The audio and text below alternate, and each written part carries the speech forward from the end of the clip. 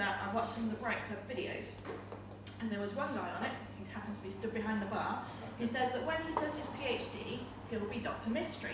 And I thought, that is pretty cool, that is. But I can beat that. So, when I did my PhD, before I got married, my maiden name was Fear, so I am Dr. Fear.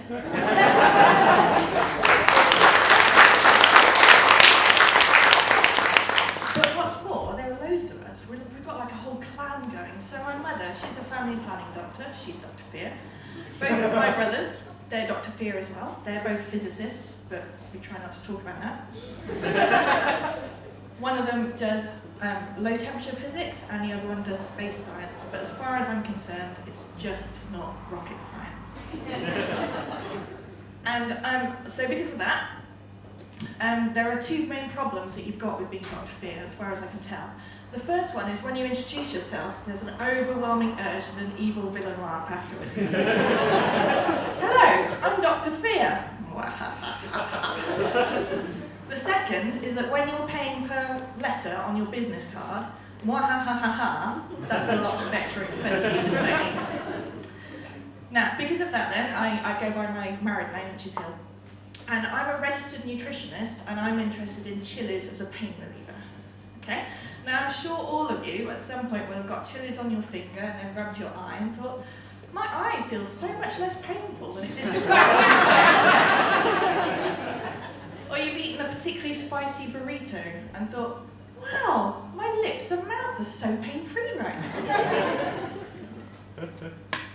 Or perhaps you've been followed by some dodgy guy in the park and you think, well, you know, it's obviously because his face is aching, so if I spray him with pepper spray, that'll make it feel better.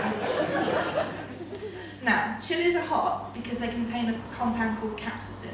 The hotter a chili is, the more capsaicin it contains. And what you can do is you can rate those on the Scoville scale.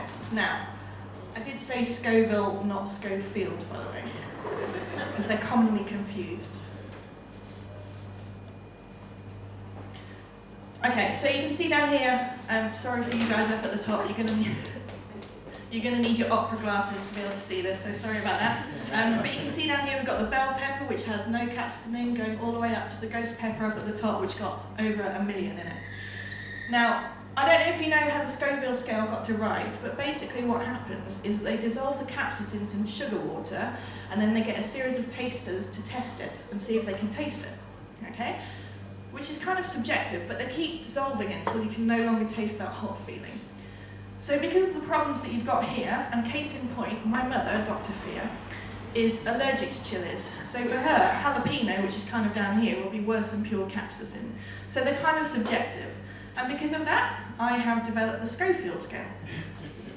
So you can see down here, I'm really sorry, I'm going to stick it. You've got the bell pepper down at the bottom, so you can see that Philip Schofield is all very happy down here.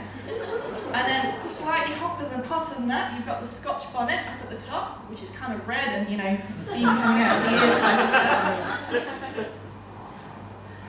And then the ghost chili, that's, you know, kind of luminous pink colour. Now, capsaicin, like I said, that's a pain reliever. And the capsaicin that you can get, you can put it in a cream to put on your skin. And it contains about 0.25 to 0.75, sorry, 0.025 to 0.075% capsaicin, so it's very, very low. And the reason for that is that pure capsaicin is 15 million on the Scoville scale, which is shown as toxic, so you've got a little gravestone up at the top.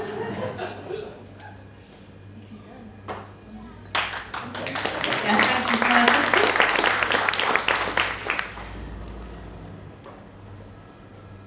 So, like I say, you can use it as a cream, as a pain reliever.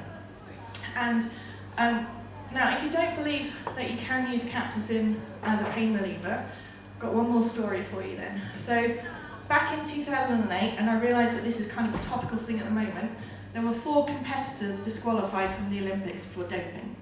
And it was all because they used capsaicin. But they're all horses. Yeah, I said horses. And no, I've never seen a horse in a curry house on a Friday night order a vindaloo, so I don't know how they got that either.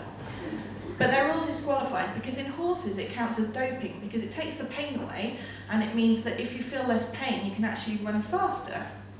And just to be clear, they were in the show jumping, not in the 100 metres in athletics.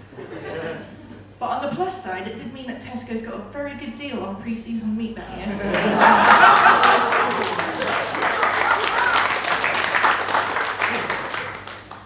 Now, a couple of years ago, I was at Glastonbury talking about chilies as a pain reliever, and somebody came up to me completely seriously and asked if I thought that capsaicin could be used as a pain reliever in childbirth.